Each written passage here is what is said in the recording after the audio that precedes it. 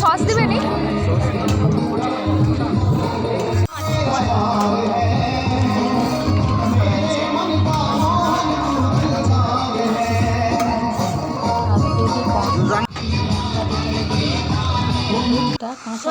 পকোড়া বানানো হচ্ছে এবং আমরা যে বলি ফিশ বল, এটা ফিশ বল নয়, এটা যে দই বড়া, যে দইটা বড়াটা বানানো হয় সেই বড়া এবং জুস ককটেল আছে।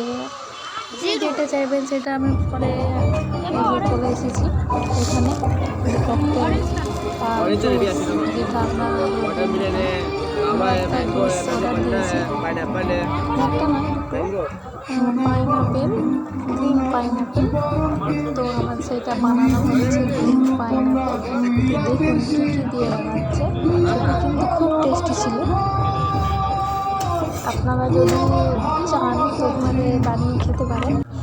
তো দেখুন এখানে পরিবেশটা খুব সুন্দর মনোরম এবং তার সঙ্গে এত কিছু খাবার, phuchka, coffee, juice, ice cream stall আছে, সব কিছু স্টলে ব্যবস্থা করা হয়েছে। নমস্কার।